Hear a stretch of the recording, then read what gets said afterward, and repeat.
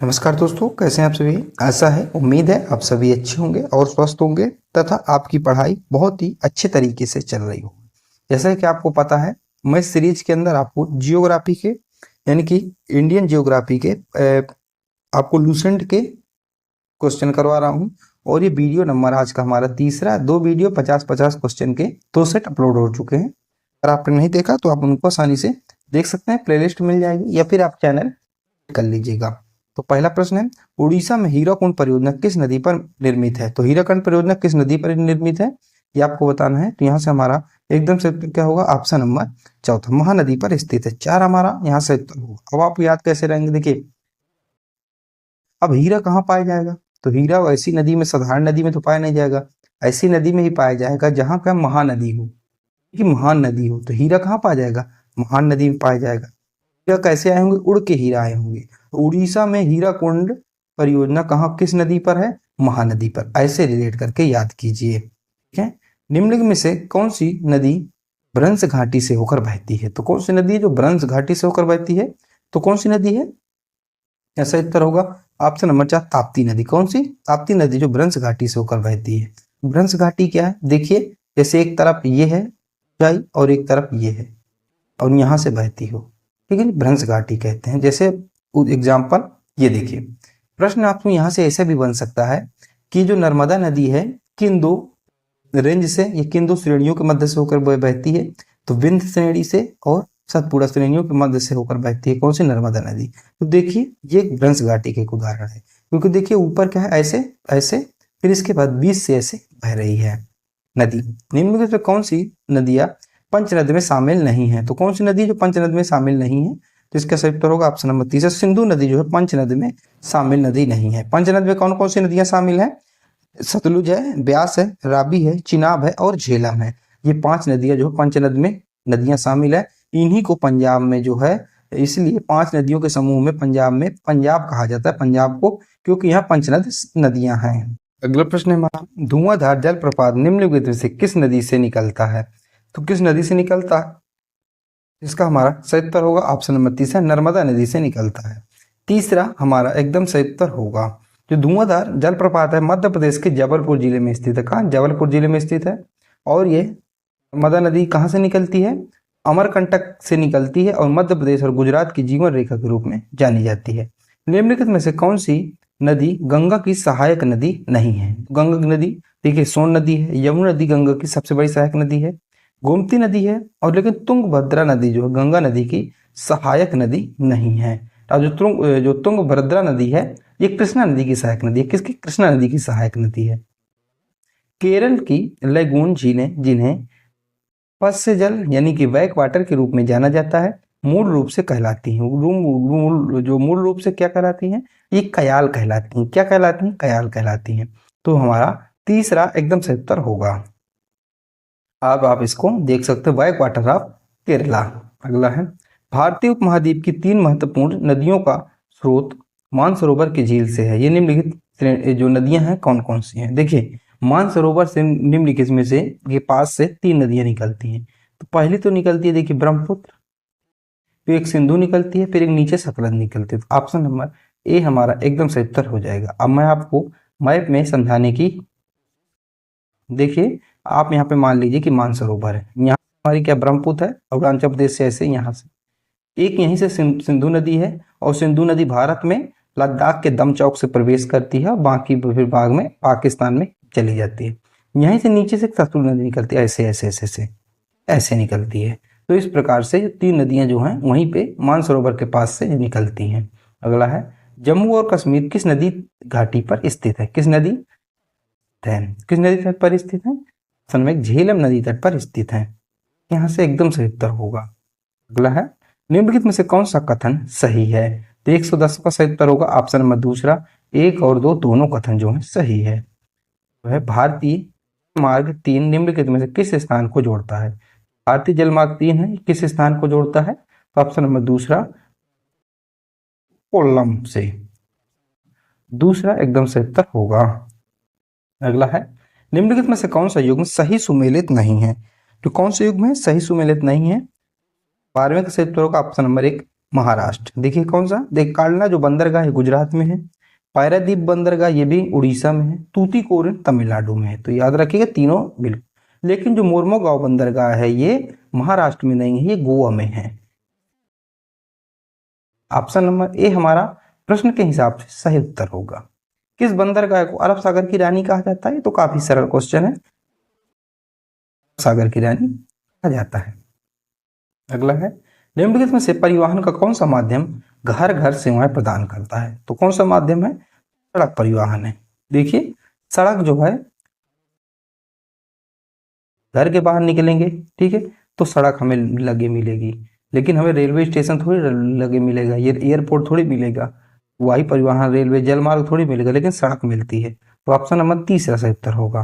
भारतीय रेलवे के पश्चिम मध्य रेलवे का मुख्यालय कहाँ है? तो भारतीय रेलवे के पश्चिम मध्य क्षेत्र का मुख्यालय ये कहाँ है? ठीक है, तो ये कहाँ है? ऑप्शन नंबर तीसरा जबलपुर में। जो रेलवे के मुख्यालय हैं और महत्वपूर्ण जो रेलवे संबंधित प्रश्न है, मैंने 100 प्रश्न आपको करवा दिए हैं, वो अपलोड है, वीडियो देख लीजिएगा। अगला है, जनसंचार प्रणाली नहीं है, तो कौन सी जो है जनसंचार प्रणाली नहीं है? तो ये ईमेल, जो ईमेल है जो जनसंचार प्रणाली नहीं है, बाकी रेडियो टेलीविजन सम्मेलन है, याद रखिएगा। अगला है, असम और अरुणाचल प्रदेश को जोड़ने वाला भारत का सबसे लंबा सड़क रेल आता है, तो उसको क्या कहा जाता है? उसको जो है ऑप्शन नंबर दूसरा बोगीबील पुल कहा जाता है। दूसरा हमारा सही उत्तर हो जाएगा, तो यहाँ से हमारा दूसरा एकदम सही उत्तर होगा। अगला है, भारतीय राष्ट्रीय राजमार्ग प्राधिकरण को किसके तहत स्थापित किया गया था? ऑप्शन नंबर एक सड़क परिवहन और राजमार्ग मंत्रालय के द्वारा। अगला है, किस नदी खंड को राष्ट्रीय जल मार्ग 2 के नाम से जाना जाता है? किसको? तो ऑप्शन नंबर दूसरा, ऑप्शन नंबर एक ब्रह्मपुत्र नदी को जाना जाता है राष्ट्रीय जल मार्ग नंबर 2 के नाम से। अगला है, जनगणना 2011 के अनुसार सर्वाधिक लिंगानुपात किस राज्य का है? तो सर्वाधिक लिंगानुपात किस राज्य का है? इस सर्वाधिक लिंगानुपात केरल राज्य का। किसका? केरल राज्य का। अगला है, 2011 की जनगणना के अनुसार निम्न से किस राज्य की साक्षरता दर सबसे कम है? तो आप सभी को पता होगा साक्षरता दर सबसे कम बिहार की है, सबसे ज्यादा केरल की है। अगला है, 2011 की जनगणना के अनुसार भारत में साक्षरों की संख्या मिलियन है, कितने मिलियन है? ठीक है, तो ऑप्शन नंबर 4, ऑप्शन नंबर 4 763.5 ये आंकड़ा है। वर्ष 2011 में 0 से 6 वर्ष के आयु वर्ग में सबसे कम लिंगानुपात भारत के किस राज्य में दर्ज किया गया? तो ये कहाँ? तो हरियाणा में दर्ज किया गया, याद रखिएगा। अगला है, भारत की जनगणना 2011 के अनुसार भारत में अनुसूचित जनजातियों का प्रतिशत कितना है? तो अनुसूचित जनजातियों का प्रतिशत 8.6 है। दूसरा एकदम सही उत्तर होगा। अगला है, 2011 की भारतीय जनगणना को भारत की स्वतंत्रता के बाद जनगणना अभियान के रूप में संदर्भित किया जाता है, तो कौन सी परियोजना? तो ये आपको बताना है। तो यहाँ से हमारा सही उत्तर होगा 126 का हमारा जो सही उत्तर होगा ऑप्शन नंबर दूसरा 7वीं। ठीक है, याद रखिएगा। अगला है, 2011 की जनगणना के अनुसार निम्नलिखित में से किस केंद्र शासित प्रदेश में लिंगानुपात सबसे कम है? तो उस केंद्र शासित प्रदेश की बात हो रही, तो ये दमन और द्वीप में। कहाँ? दमन और द्वीप में। अगला है, 2011 की जनगणना के अनुसार भारत का दूसरा सबसे बड़ा धार्मिक अल्पसंख्यक कौन है? तो दूसरा सबसे बड़ा धार्मिक अल्पसंख्यक सिकाई हैं। कौन से? ईसाई हैं, याद रखिएगा। निम्नलिखित में से किस राज्य में भारत में जनसंख्या घनत्व सबसे कम है? तो जनसंख्या डेंसिटी यानी घनत्व अरुणाचल प्रदेश में। किधर है? अरुणाचल प्रदेश में। तो हमारा 4 यहाँ से हमारा एकदम सही उत्तर होगा। ठीक है, याद रखिएगा। अगला है, 2011 की जनगणना के अनुसार 2011 में भारत का जनसंख्या घनत्व कितना था? तो कितना था? 382 किलोमीटर प्रति स्क्वायर था, यानी कि एक स्क्वायर में लगभग 382 लोग रह रहे थे। अगला है, निम्नलिखित में से कौन सा छत्तीसगढ़ की राजधानी है? छत्तीसगढ़ की राजधानी आपको बताना है, क्या होगी? रायपुर होगी। बिल्कुल सही, छत्तीसगढ़ की राजधानी रायपुर है। निम्नलिखित में से कौन सा सही सुमेलित नहीं है? आपको राजधानी दिए गए हैं, आप बताइए कौन सी राजधानी सुमेलित नहीं है। ठीक है, देखिए आंध्र प्रदेश की राजधानी अमरावती है, उत्तर प्रदेश की राजधानी लखनऊ है, अरुणाचल प्रदेश की राजधानी ईटानगर है, लेकिन हिमाचल प्रदेश की राजधानी शिलोंग नहीं है। आप लोगों को हिमाचल प्रदेश की राजधानी, अच्छा चलिए आप लोग बताना है आपको। अगला है, भारत में राज्यों और केंद्र शासित प्रदेशों की संख्या कितनी है? आप सभी को पता होगा 28 और 8। तो हमारा तीसरा एकदम सही उत्तर होगा। कौन सा? तीसरा एकदम सही उत्तर हो जाएगा। अगला है, मध्य प्रदेश की राजधानी कहाँ है? तो आप सभी को पता मध्य प्रदेश की राजधानी भोपाल है। एक हमारा एक सही उत्तर होगा। निम्नलिखित में से कौन सी नागालैंड की राजधानी है? तो नागालैंड की राजधानी आपको बताना है। नागालैंड की राजधानी कोहिमा है। एक सही उत्तर होगा। उत्तराखंड की राजधानी क्या है? उत्तराखंड की राजधानी बताना है आपको। उत्तरा जो खंड है इसकी राजधानी कौन सी है? तो देहरादून है। उत्तराखंड की राजधानी देहरादून है। और उत्तर प्रदेश के उत्तराखंड का निर्माण है उत्तर प्रदेश से हुआ था नवंबर 2000 में, जो है उत्तर प्रदेश से उत्तराखंड अलग हो गया था। अगला है, त्रिपुरा की राजधानी कौन सी है? जो त्रिपुरा है इसकी राजधानी कौन सी है? त्रिपुरा वही जो बांग्लादेश से तीनों तरफ से घिरा हुआ है, अगरतला है। कौन सी? अगरतला है। अगला है, लक्षद्वीप की राजधानी क्या है? लक्षद्वीप, इसकी राजधानी क्या है? तो लक्षद्वीप की राजधानी कवरत्ती है, याद रखिएगा। अगला है, अंडमान और निकोबार द्वीप समूह की राजधानी क्या है? तो अंडमान और निकोबार द्वीप समूह, इसकी राजधानी श्री विजयपुरम है।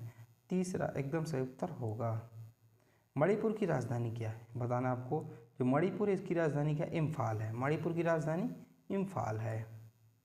अगला है, भद्रा वन्यजीव अभ्यारण्य निम्नलिखित में से किस राज्य में स्थित है? जो भद्रा वन्यजीव अभ्यारण्य किस राज्य में स्थित है? तो ऑप्शन नंबर हमारा सही उत्तर क्या होगा? ऑप्शन नंबर तीसरा, ये कर्नाटक में स्थित है। ठीक है। अगला प्रश्न है, गांधी सागर वन्यजीव अभ्यारण्य निम्नलिखित में से किस राज्य में स्थित है? तो गांधी सागर वन्यजीव अभ्यारण्य किस राज्य में स्थित है? ये मध्य प्रदेश में स्थित है। ठीक है, 4 एकदम सही उत्तर होगा। निम्नलिखित में से कौन सा गुजरात राज्य का सबसे बड़ा आर्द्रभूमि अभ्यारण्य है और भारत में सबसे बड़ा है? तो कौन सा है ये आपको बताना है। जो कि देखिए गुजरात का सबसे बड़ा है और भारत में भी सबसे बड़ा है आर्द्रभूमि अभ्यारण्य। तो कौन सा है? तो 143 का सही उत्तर ऑप्शन नंबर दूसरा, नल सरोवर पक्षी अभ्यारण्य। पूछा जाए कहाँ का है? गुजरात का है। भरतपुर पक्षी अभ्यारण्य को किस वर्ष रामसर स्थल में घोषित किया गया था? किस वर्ष घोषित किया गया था? ऑप्शन नंबर चौथा, 1981 में घोषित किया गया था। अगला है, विक्रमशिला गंगा डॉल्फिन वन्यजीव अभ्यारण्य निम्नलिखित में से किस राज्य में स्थित है? ये किस राज्य में स्थित है? तो इसका भी सही उत्तर होगा ऑप्शन नंबर दूसरा, बिहार में स्थित है। कहाँ? बिहार में स्थित है। और एक आप करंट का क्वेश्चन याद रखिएगा, बिहार में जो है मखाना बोर्ड की स्थापना हुई इस बार के बजट के अंदर। अगला है, निम्नलिखित में से किस राज्य में वखीरा वन्यजीव अभ्यारण्य स्थित है?